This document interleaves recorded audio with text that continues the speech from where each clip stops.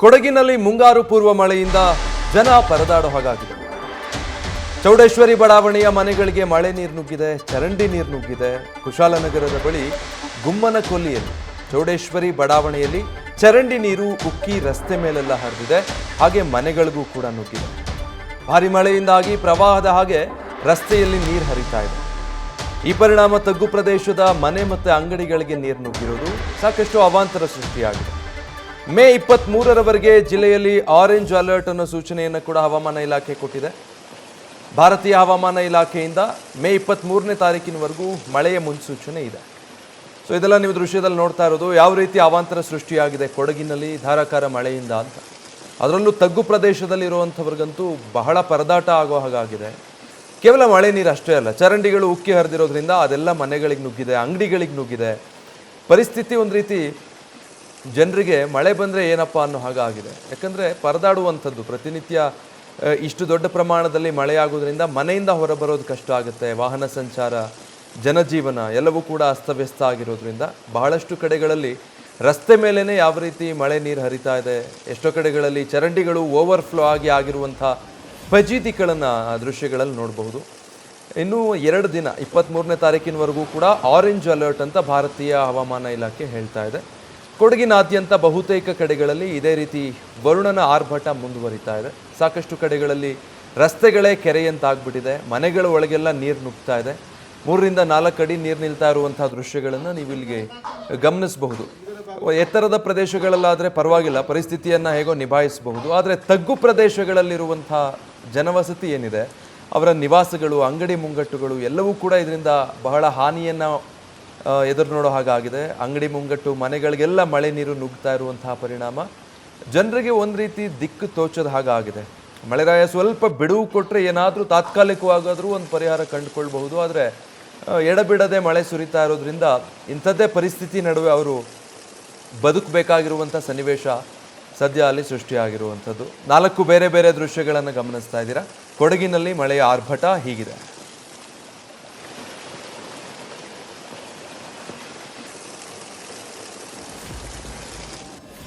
ಇನ್ನು ಮೈಸೂರು ಜಿಲ್ಲೆಯಲ್ಲೂ ಕೂಡ ಮಳೆಯ ಅವಾಂತರಗಳು ಮುಂದುವರೆದಿದೆ. ಹುಣಸೂರು ತಾಲೂಕಿನ ಹಲವೆಡೆ ಜಮೀನುಗಳಿಗೆ ಮಳೆ ನೀರು ನುಗ್ಗಿದೆ. ಜಮೀನಿನಲ್ಲಿ ನಿಂತು ಬೆಳೆದಿದ್ದಂತಹ ಬೆಳೆಗಳು ನಾಶ ಆಗಿದೆ. ಇನ್ನು ತೀನರಸೀಪುರ ತಾಲೂಕಿನಲ್ಲಿ ಅಲ್ಲೂ ಕೂಡ ಮಳೆ ಹೆಚ್ಚಾಗಿದ್ದರಿಂದ ಮನೆಗಳಿಗೆಲ್ಲ ನೀರು ನುಗ್ಗಿದೆ. ಸುಜ್ಜಲೂರು ಗ್ರಾಮದಲ್ಲಿ ಮನೆಗಳಿಗೆ ಚರಂಡಿ ನೀರು ನುಗ್ಗಿದೆ. ಇನ್ನು ಪಿರಿಯಾಪಟ್ಟಣದ ತರಿಕಲ್ನಲ್ಲಿ ಕರುವೊಂದು ಕೊಚ್ಚಿ ಹೋಗ್ತಾ ಇತ್ತು ಮಳೆ ನೀರಲ್ಲಿ, ಅದನ್ನು ರಕ್ಷಣೆ ಮಾಡಿದ್ದಾರೆ. ಬಾಲಗೆರೆ ತುಂಬಿ ಕೋಡಿ ಹೊಡೆದು ರಸ್ತೆ ಮೇಲೆ ಮಂಡಿ ಯುದ್ಧ ನೀರು ಹರಿತಾ ಇರೋ ಚಿತ್ರಣ. ಸಾಕಷ್ಟು ಭಾಗದಲ್ಲಿ ಇದೇ ರೀತಿ ಪರಿಸ್ಥಿತಿ ಮೈಸೂರು ಜಿಲ್ಲೆಯಾದ್ಯಂತ ಕೂಡ ಉಂಟಾಗಿದೆ. ಕೊಡಗು ಮೈಸೂರು 2 ಕಡೆ ಅತಿ ಹೆಚ್ಚು ಮಳೆ ಆಗ್ತಾ ಇರೋ ಪರಿಣಾಮ ಇಂಥ ಚಿತ್ರಣ ನೋಡ್ಲಿಕ್ಕೆ ಸಿಗ್ತಾ ಇದೆ. ನಿರಂತರವಾಗಿ ಬರ ಎದುರಿಸಿದ್ದಂಥ ರಾಜ್ಯದಲ್ಲಿ ಅನ್ನದಾತ ಈಗ ಏನೋ ಕೊಂಚ ಬೆಳೆ ಕೈಗೆ ಸಿಗುತ್ತೆ ಅಂದ್ಕೊಳ್ಳುವಷ್ಟರಲ್ಲಿ ಈಗ ಸುರಿತಾ ಇರೋ ಮಳೆ ಸಾಕಷ್ಟು ಕಡೆಗಳಲ್ಲಿ ರೈತನನ್ನು ಮತ್ತೆ ಸಂಕಷ್ಟಕ್ಕೆ ಸಿಲುಕಿಸಿರೋದು ಒಂದು ಕಡೆ. ಮತ್ತೊಂದು ಕಡೆ ಬಿರು ಬೇಸಿಗೆಯ ಬಿಸಿಲು ಇಷ್ಟು ದಿನ ಧಗೆಧಗಿಸ್ತಾ ಇತ್ತು. ಈಗ ನೋಡಿದ್ರೆ ವಿಪರೀತವಾಗಿ ಮಳೆ ಆಗ್ತಾ ಇರೋ ಪರಿಣಾಮ ಅದರಿಂದ ಸೃಷ್ಟಿಯಾಗಿರುವಂಥ ಅವಾಂತರಗಳ ದೃಶ್ಯಗಳು ನೀವು ನೋಡ್ತಾ ಇದ್ದೀರಾ. ಮಳೆ ನೀರು, ಚರಂಡಿ ನೀರು ಎಲ್ಲಂದರಲ್ಲಿ ಮನೆಗಳಿಗೆ ನುಗ್ತಾ ಇದೆ. ಜನರು ಪರದಾಡಬೇಕಾಗಿರುವಂಥ ಪರಿಸ್ಥಿತಿ. ಕೆಲವು ಕಡೆಗಳಲ್ಲಂತೂ ರಸ್ತೆ ಮೇಲೆ ಹಳ್ಳಕೊಳ್ಳಗಳಲ್ಲಿ ಎಷ್ಟರ ಮಟ್ಟಿಗೆ ನೀರು ಹರಿತಾ ಇದೆ ಅಂದರೆ ಒಂದು ಕಡೆ ಕರು ಕೊಚ್ಚಿ ಹೋಗ್ತಾ ಇತ್ತು, ಅದನ್ನು ಅಲ್ಲೇ ಇದ್ದಂಥವರು ತಕ್ಷಣಕ್ಕೆ ಸಮಯ ಪ್ರಜ್ಞೆಯಿಂದ ರಕ್ಷಿಸಿದ್ದಾರೆ. ಇನ್ನು ಹಲವು ಕಡೆಗಳಲ್ಲಿ ಮನೆಗಳಿಗೆ ನೀರು ನುಗ್ಗಿರೋದು. ರಾತ್ರಿ ಹೊತ್ತು ಮಲಗೋ ಸಂದರ್ಭ ಮಳೆ ಶುರುವಾದರೆ ಮನೆಗಳಿಗೆಲ್ಲ ನೀರು ನುಗ್ಗಿಬಿಡುತ್ತೆ ತಗ್ಗೋ ಪ್ರದೇಶದಲ್ಲಿ. ಪಾಪ ಅಲ್ಲಿರೋ ನಿವಾಸಿಗಳು ರಾತ್ರಿ ಇಡೀ ಜಾಗರಣೆ ಮಾಡಬೇಕು, ಮನೆಯಲ್ಲಿರೋ ಪದಾರ್ಥಗಳನ್ನು ಸೇಫ್ ಮಾಡ್ಕೊಳ್ಬೇಕು, ಮನೆಯಿಂದ ನೀರನ್ನು ಹೊರಗೆ ಹಾಕಬೇಕು, ಇಡೀ ರಾತ್ರಿ ಎಲ್ಲ ಇದರಲ್ಲೇ ಕಳೆದು ಹೋಗುತ್ತೆ ಅಂತ ಕೆಲವೊಂದಿಷ್ಟು ನಿವಾಸಿಗಳ ಪರದಾಟ ಬಲಭಾಗದ ದೃಶ್ಯದಲ್ಲಿ ನೀವು ನೋಡ್ತಾ ಇರೋದು. ಇನ್ನು ಎಡಭಾಗದ್ದು ಅದು ರಸ್ತೆನಾ ಅಥವಾ ಅದೇನು ಕೆರೆನಾ ಹೊಳೆನಾ ಅನ್ನೋದೇ ಗೊತ್ತಾಗಲ್ಲ, ಅಷ್ಟರ ಮಟ್ಟಿಗೆ ಅಲ್ಲಿ ನೀರು ತುಂಬಿ ಹರಿತಾ ಇದೆ. ಕೊಡಗಿನಲ್ಲೂ ಮತ್ತು ಮೈಸೂರಿನಲ್ಲೂ 2 ಜಿಲ್ಲೆಗಳಲ್ಲೂ ಇಂಥದ್ದೇ ಚಿತ್ರಣ ಕಾಣಸಿಗ್ತಾ ಇದೆ. ಅತಿ ಹೆಚ್ಚು ಮಳೆ ಆಗೋ ಸಾಧ್ಯತೆ ಇದೆ ಅಂತ ಭಾರತೀಯ ಹವಾಮಾನ ಇಲಾಖೆ ಕೂಡ ಮುನ್ಸೂಚನೆ ಕೊಟ್ಟಿರೋದ್ರಿಂದ ಈ ರೀತಿಯಾದಂಥ ಚಿತ್ರಣ ಕಂಡು ಬರ್ತಾ ಇದೆ. ಪೂರ್ವ ಮುಂಗಾರಿನ ಎಫೆಕ್ಟ್ ಇದೆಲ್ಲವೂ ಕೂಡ ಮೈಸೂರಿನ ತೀನರಸೀಪುರ ತಾಲೂಕಿನಲ್ಲಿ ಮಳೆಯಾಗಿರೋದರ ಪರಿಣಾಮ ಅಲ್ಲಿ ಸೃಷ್ಟಿಯಾಗಿರುವಂಥ ಅವಾಂತರಗಳ ಬೇರೆ ಬೇರೆ ದೃಶ್ಯಗಳನ್ನು ನೀವು ಗಮನಿಸ್ತಾ ಇದ್ದೀರಾ.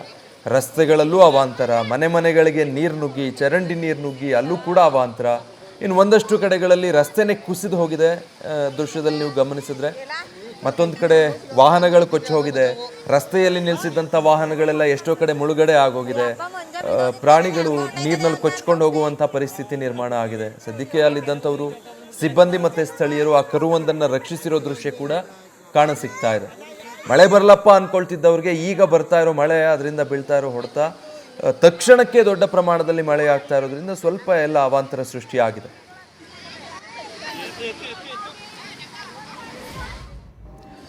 ಇನ್ನು ಗಾಳಿ ಮತ್ತೆ ಮಳೆಗೆ 12 ವರ್ಷದ ಹಳೆಯ ಅಡಿಕೆ ಮರಗಳು ಮುರಿದು ಬಿದ್ದಿರುವಂಥ ಘಟನೆ ಕೂಡ ನಡೆದಿದೆ ತುಮಕೂರಿನಲ್ಲಿ. ಮಳೆ ಜೊತೆಗೆ ಗಾಳಿಯೂ ಕೂಡ ದೊಡ್ಡ ಪ್ರಮಾಣದಲ್ಲಿದ್ದರಿಂದ ಅಡಿಕೆ ಮರಗಳೆಲ್ಲ ನೆಲಕ್ಕುರುಳಿದೆ. ಅರಸೀಕೆರೆಯಲ್ಲಿ ಮಳೆಯಿಂದಾಗಿ ಅಡಿಕೆ ಮರಗಳಿಗೆ ಈ ಪರಿಸ್ಥಿತಿ ನಿರ್ಮಾಣ ಆಗಿರೋದು. ರೈತ ಪ್ರಕಾಶ್ ಅನ್ನೋರಿಗೆ ಸೇರಿರುವಂತಹ ಅಡಿಕೆ ಮರಗಳು ಈ ರೀತಿ ನಾಶ ಆಗಿ ಹೋಗಿದೆ. ಸುಮಾರು 12 ವರ್ಷಗಳ ಅಡಿಕೆ ಮರಗಳು ಇದೆಲ್ಲ. ತುಮಕೂರು ಜಿಲ್ಲೆಯ ಪಾವಗಡ ತಾಲೂಕಿನ ಅರಸೀಕೆರೆ ಗ್ರಾಮದಲ್ಲಿ ವಿಜಯನಗರದಲ್ಲಿ ಸುರಿದಂತಹ ಮಳೆಗೂ ಕೂಡ ಇದೇ ರೀತಿ ಮರಗಳು ಧರೆಗುರುಳಿದೆ. ನಿನ್ನೆ ರಾತ್ರಿ ಸುರಿದ ಬಿರುಗಾಳಿ ಸಹಿತ ಮಳೆಗೆ ಇಡೀ ತೋಟ ಸಂಪೂರ್ಣವಾಗಿ ಈ ರೀತಿ ನಾಶವಾಗಿ ಹೋಗಿದೆ. ಮಲ್ಲಮ್ಮ ಗಂಡ ಪೂಜಾರಿ ಮಾರಣ್ಣ ಅನ್ನೋರ ತೋಟದಲ್ಲಿ 1 ಎಕರೆ ಈ ರೀತಿಯಾಗಿ ಅಡಿಕೆ ಮರಗಳು ನೆಲಕ್ಕುರುಳಿರೋದು. 1 ಎಕರೆಯ ತೋಟ ಸಂಪೂರ್ಣವಾಗಿ ನಾಶ ಆಗೋಗಿದೆ. ಬಹುತೇಕ ಒಂದಷ್ಟು ಬೆರಳೆಣಿಕೆ ಮರಗಳು ಬಿಟ್ಟರೆ ಇನ್ನೆಲ್ಲ ಮರಗಳು ಈ ರೀತಿಯಾಗಿ ನೆಲ ಕಚ್ಚಿಬಿಟ್ಟಿದೆ. ಇದೆಲ್ಲ ಏನು 1 ವರ್ಷದ ಬೆಳೆನೂ ಅಲ್ಲ, 6 ತಿಂಗಳ ಬೆಳೆನೂ ಅಲ್ಲ. ಅಡಿಕೆ ತೋಟ ಗಿಡ ಹಾಕಿ ಅದು ಮರ ಆಗಬೇಕು ಅಂದರೆ ಎಷ್ಟೋ ವರ್ಷಗಳ ಸಮಯ ತಗೊಳ್ಳುತ್ತೆ, ಅದಾದಮೇಲೆ ಫಸಲು ಕೈ ಹಿಡಿಯೋದು. ಆದರೆ ಅದಕ್ಕೂ ಮುಂಚೆ ಈ ರೀತಿಯಾಗಿ ಹೊಡೆದಿರುವಂಥ ಗಾಳಿ ಮಳೆಗೆ ಇಡೀ ತೋಟನೇ ಸಂಪೂರ್ಣ ನಾಶ ಆಗೋಗಿದೆ. ಆ ರೈತರ ಪರಿಸ್ಥಿತಿ ಏನಿರಬೇಡ ನೋಡಿ. ಆ ಎಡಭಾಗದ ದೃಶ್ಯದಲ್ಲಂತೂ ಏನು ಉಳಿದೇ ಇಲ್ಲ ಇನ್ನು ಆ ತೋಟದಲ್ಲಿ ಅನ್ನೋ ಪರಿಸ್ಥಿತಿ ನಿರ್ಮಾಣ ಆಗಿದೆ. ಇನ್ನು ಉಳಿದ ಹಾಗೆ ದಕ್ಷಿಣ ಕನ್ನಡ ಜಿಲ್ಲೆಯಲ್ಲೂ ಕೂಡ ಹಲವೆಡೆ ರಾತ್ರಿ ಜೋರು ಮಳೆಯಾಗಿದೆ. ಸೊ ಅಲ್ಲಲ್ಲಿ ಸಣ್ಣ ಪುಟ್ಟ ಅನಾಹುತಗಳು ಸೃಷ್ಟಿಯಾಗಿರೋದು. ರಸ್ತೆಗೆ ಅಡ್ಡಲಾಗಿ ಬೃಹತ್ ಮರ ಅಲ್ಲಲ್ಲಿ ಬಿದ್ದಿದೆ. ಪರಿಣಾಮ 3 ವಿದ್ಯುತ್ ಕಂಬಗಳು ಕೂಡ ಧರೆಗೆ ಉರುಳಿ ಬಿದ್ದಿದೆ. ಕಟೀಲು ಸಮೀಪದ ಮಾಂಜಲ್ ಬಳ್ಳಿ ಅನ್ನುವಂಥ ಸಮೀಪ ಈ ಘಟನೆ ನಡೆದಿರೋದು. ಅಗ್ನಿಶಾಮಕ ದಳ ಸಿಬ್ಬಂದಿ ಈ ರಸ್ತೆಗೆ ಬಿದ್ದಿರುವಂಥ ಮರ ಮತ್ತು ಕಂಬಗಳ ತೆರವು ಕಾರ್ಯಾಚರಣೆಗೆ ಮುಂದಾಗಿದ್ದಾರೆ.